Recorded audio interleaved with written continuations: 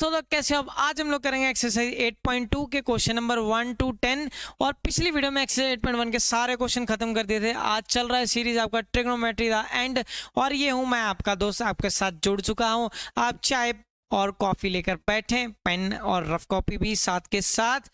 Computer महोदय बच्चों की स्क्रीन में पहला प्रश्न लाएं और बच्चे देख के उत्सुक हो रहे हैं इस क्वेश्चन को। Evaluate the following. क्वेश्चन तभी निकलेंगे जब आपको टेबल आता होगा। टेबल के लिए अलग वैल्यूज बनेगा, अलग से वीडियो भी बनेगा। अब इसमें मैंने ये सिखाना है कि कैसे वैल्यूज को याद रखना है, कैसे दिखता है तो कैसे क्या क्या वैल्यू याद रखना है। आपको याद रखना है कि जो साइन 30 होता है वो कॉस 60 के बराबर होता है जी। साइन 30 कॉस 60 के बराबर होता है। ट्रिग्नोमेट्री टेबल भी एक बार देखेंगे, उसमें भी कैसे होता है। पर जब एक बार कर लिया तो उसके बाद जल्दी जल्दी कैसे वैल्यूज हमने ढूंढना है, ठीक है। मैंने छोटे होते ऐसे याद किया था, cos 60 का वैल्यू बस याद करता हूँ, हाफ होता है, तो मतलब साइन 30 का वैल्यू भी हाफ होता है। ये क्यों होता है कि साइन और कॉस एक कॉम्प्लीमेंट्री एंगल में चलते हैं। वो एक्सरसाइज पर कट रफ है, बट मैं आपको जरूर करवाऊंगा, बाद में करवाऊंगा उसको, ठीक है। बट अभी के लिए आप इतना याद रखो कि साइन 30 कॉस 60 बराबर हो जाता है, तो कॉस 60 साइन 30 सेम हो गया।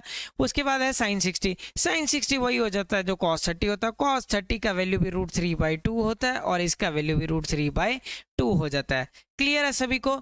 और देखिए साइन 60 का वैल्यू आपके पास क्या होता है? साइन 60 का वैल्यू √3/2 होता है। वही कॉस 30 का वैल्यू भी √3/2। कॉस 60 साइन 30 आपके पास ये रहा, हाफ होता है। कॉस 60 भी आपके पास हाफ होता है। वैसे अगर आप इस पे फॉर्मूला भी लगाएं, ये sine square theta plus cos square theta equal to 1 बनेगा, जो कि आपको 8.4 में सिखाया जाएगा। अब वो एक्सरसाइज कुछ और है। √3 × 3 3 हो जाता है, 2 2 4 हो जाता है, 1/4 हो जाता है। 3/4 और 1/4 ऐड करोगे तो आंसर आपको 1 देगा। जिसको नहीं समझ आया वो जुड़े रहे हमारे साथ। 4 एलसीएम लिया हमने, 3 + 1 आपको देगा। ऊपर भी 4 नीचे भी 4, खल्लास हो गए, काम हो गया 1। क्लियर है सभी को? ये समझ आया सभी को? क्लियर है? ठीक है। अब देखते हैं हम लोग अपना नेक्स्ट क्वेश्चन। क्लियर? देखो फिर नेक्स्ट क्वेश्चन कंप्यूटर महोदय बच्चों की स्क्रीन पे लाएं, और ये रात देखो कितनी धीमी स्पीड से चल रहा है। ये रहा आपकी स्क्रीन पे प्रश्न, आप एक बार रीड करें, कॉपी पेन लेकर जरूर बैठें और लिखते रहें साथ के साथ। वैल्यू तभी पता लगेगा। 1045 बहुत ही जबरदस्त वैल्यू। 1045 ये 9 चैप्टर में बहुत यूज होता है। 1045 आपका 1060 और 1030। क्लियर? जो 1045 है वो आपको वैल्यू देगा 1, 1060 आपको √3 देगा, 1030 1/√3 देगा आपको वैल्यू।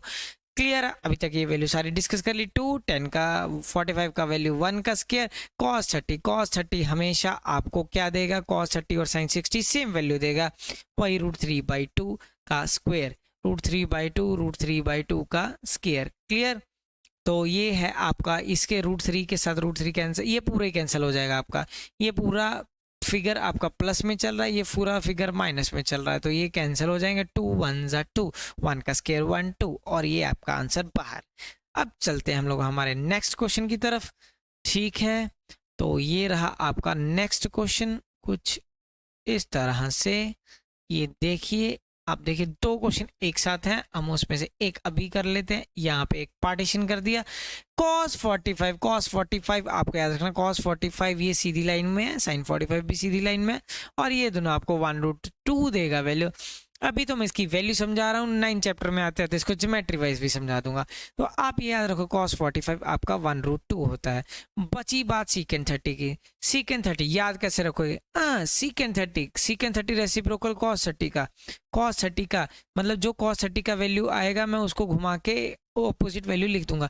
cos किसका? cos के साथ क्या जुड़ा हुआ है? sin 60। बता रहा हूँ अभी, ये होता है √3/2, तो ये भी वैल्यू √3/2। पर हमें किसका वैल्यू निकालना है? इसका। और ये किसका रेसिप्रोकल होता है? इसका। तो ये इसका रेसिप्रोकल ये होगा 2/√3। क्या हो जाएगा आपका? 2/√3 हो जाएगा। क्लियर? अगे कोसिकेंट 30 स्टोरी याद रखना है आप सभी को। कोसिकेंट 30 इसका रेसिप्रोकल किसका? साइन का रेसिप्रोकल, साइन 30 और cos 60। वैल्यू याद करा के जाऊंगा। cos 60 सॉरी, हाँ ठीक है, cos 60 का वैल्यू हाफ, तो ये sin 30 का वैल्यू भी हाफ। और कोसिकेंट 30 ये इसका रेसिप्रोकल देगा 2। क्या होगा? ये आपका होगा 2। क्लियर है। अब हमें पता है x divided by Y divided by m divided by n, तो हम क्या करते थे छोटे होते कि ये इस चीज़ का रेसिप्रोकल करते थे, n डिवाइडेड बाय m कर देते थे, तो 1/√2। क्लियर। अब इसके बाद ये इसका एलसीएम √3 + 2 + 2√3, ये हो गया आपका ये चीज़। क्लियर। तो अब इसको हम आगे बढ़ाते हैं। ये मैंने इसको आगे बढ़ा दिया है, ठीक है। तो इसके बाद ये आप देखोगे ध्यान से 1√2 ऐसे ही। अब जब डिवाइड का साइन डालोगे, ये मल्टीप्लाई होगा तो ये ऊपर आ जाएगा और ये नीचे आ जाएगा आपका 2 + 2√3, तो ये आंसर आपको देगा √3/2√2। ये इससे भी मल्टीप्लाई होगा, ये इससे भी मल्टीप्लाई होगा, प्लस 2√6। अब डिनोमिनेटर में ऐसे तो छोड़ते नहीं, लावारिस नहीं छोड़ना है रूटों को, रूट को सॉल्व करना है। 2√6 इंटू, तो ये 2√2, ये प्लस का साइन है, माइनस का साइन आ जाएगा, आप सभी को पता है ये चीज़ें। 2√6 होगा, ऊपर भी क्या आ जाएगा। बहुत ही ध्यान से करना है, यहाँ पे गलती पक्का होगी। इस गलती को अवॉइड करने के लिए बहुत ही आराम से इस क्वेश्चन को सॉल्व करें, ठीक है। और मेहनत इसमें स्वाद अनुसार डाल सकते हैं आप, ठीक है।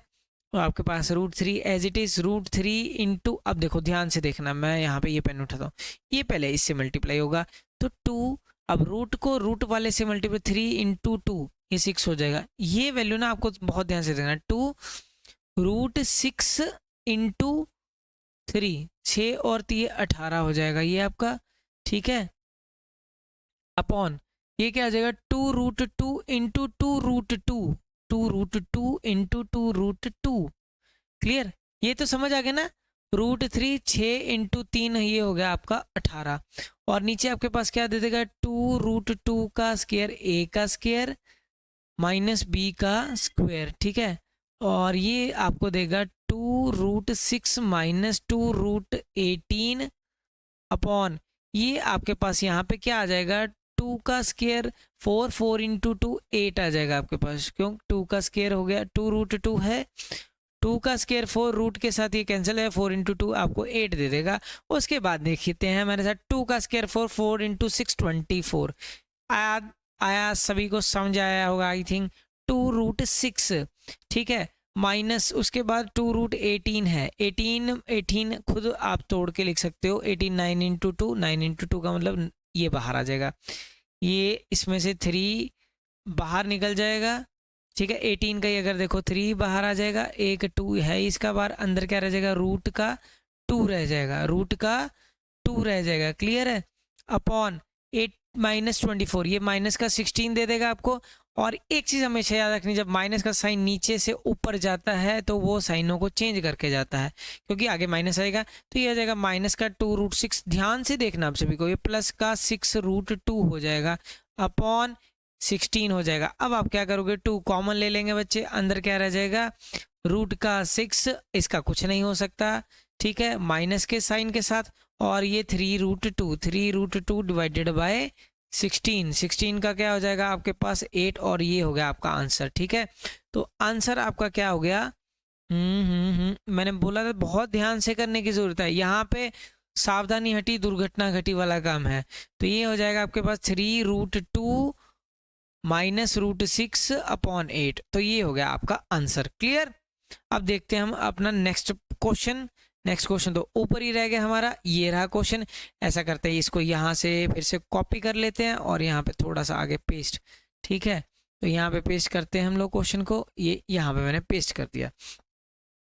ध्यान से देखते रहना है, जुड़े रहना है, चाय पीते रहो, अगर गर्मी है, गर्मी भी है, सर्दी भी है, चाय क्योंकि आपके लिए बहुत अच्छी चीज़ है, आप पी सकते हैं। चाहे नहीं पीना तो रूह अफ़ज़ा पी लो, गर्मी में अगर वीडियो देख रहे हो। विंटर्स में तो चाय और कॉफ़ी से काम चलेगा।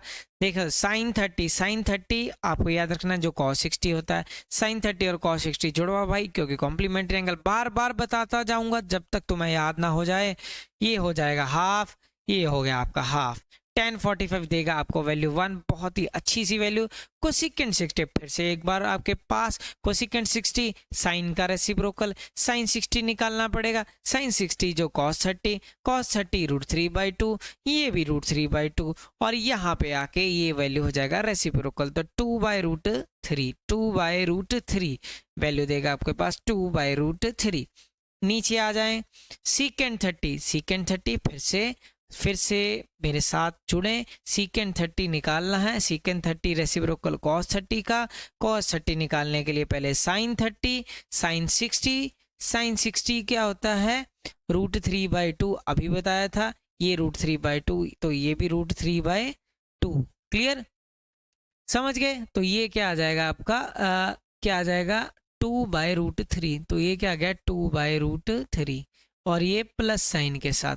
उसके बाद cos 60 फिर हाफ हो गया, cot 45 जो tan 45, tan और cot एक दूसरे का रेसिप्रोकल, tan 45 भी 1 तो cot 45 भी 1, क्योंकि 1 का रेसिप्रोकल वो खुद होता है, ठीक है।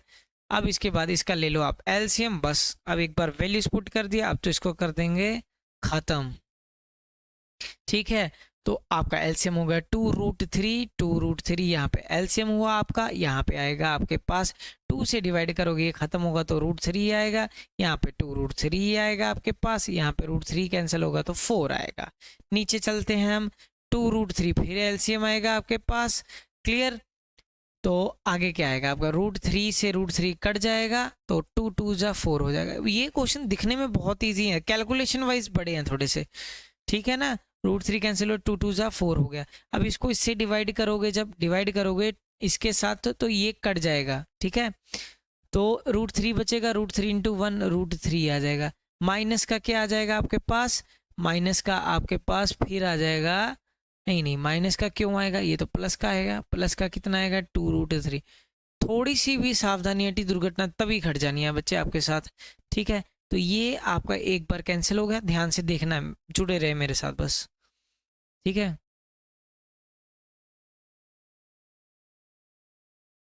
ये आगे कुछ नहीं, मतलब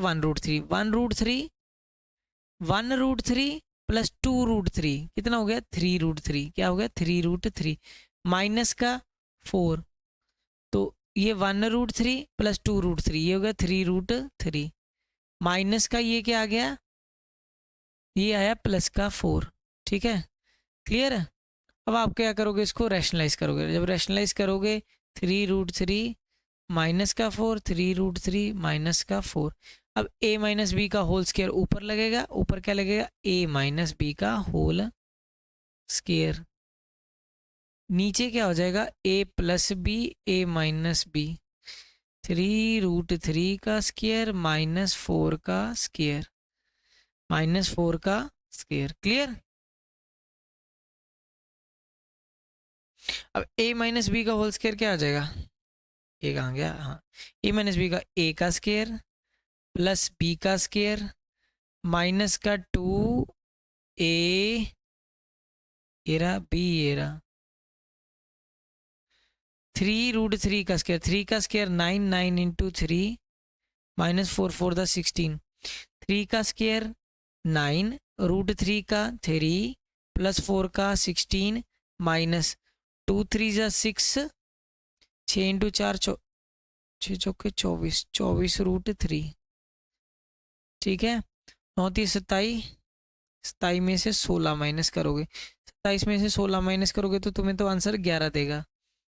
9 3 18, 18 6 24, 24 एक 9 3 27, 27 6 33 43, 43 आ जाएगा ये, 43 माइनस 24√3। देखो पता है क्या है, क्वेश्चन तो ये इजी है, पर ये क्वेश्चन क्या है कैलकुलेशन वाला है, थोड़ी सी कैलकुलेशन की गड़बड़ी काम खत्म,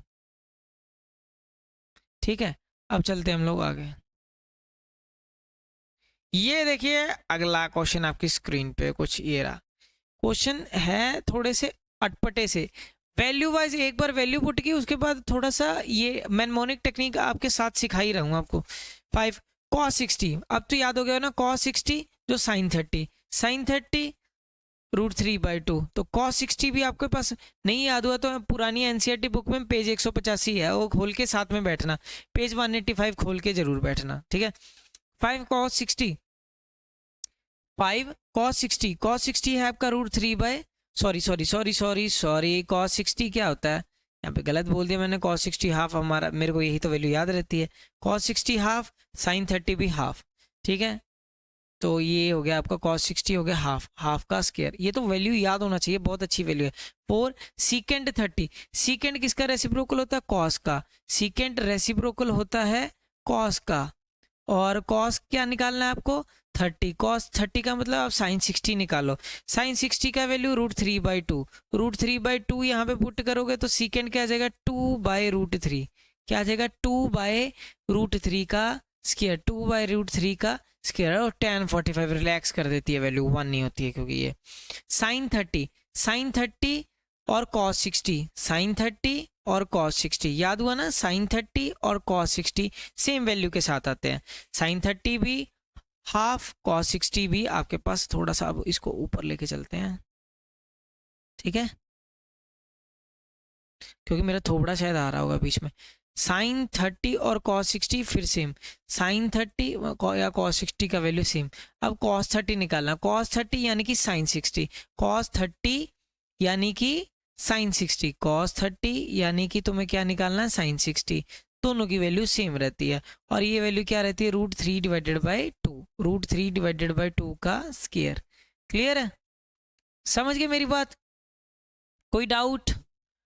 अब इसको करते हैं हम लोग। अब तो हमें इसकी बस वैल्यूज निकालना रह गया, ठीक है, ये मैंने सभी की वैल्यू आपको सिखाई। अब आप क्या करोगे? 5 1/2 का मतलब 1/4 प्लस 4 2 का स्क्वायर 4 √3 का 3 माइनस का 1, नीचे क्या आ जाएगा? 1/4 प्लस 3/4, 1/4 प्लस 3/4 क्या होता है? 1/4 प्लस 3/4 ये 1 होता है यार, 1/4 3/4। पहले क्वेश्चन किया था ना 4 1 प्लस 3, एक बार बता देता हूँ जिनको नहीं समझा। वैसे आपको 3/4 1/4 समझ आना चाहिए, अब तो 10th में हो गया हो आप, ठीक है। अब चलते हम लोग आगे। ये क्या हो जाएगा? 5/4 प्लस 4 16/3 माइनस 1, ठीक है। तो इसका एलसीएम क्या है? 4 × 3 क्या हो गया? 12 हो गया। 12 इसको इससे डिवाइड कर दो, 4 को 3 से डिवाइड करोगे, 12 से डिवाइड करोगे 3 3 × 5 15 हो जाएगा आपके पास। 3 को 12 से डिवाइड करोगे 4 16 चौके 64 हो जाएगा, माइनस का 12 आ जाएगा, ठीक है। अब इसके बाद 15 में से 12 माइनस करोगे 3 और 67/12 आपका आंसर आ जाएगा।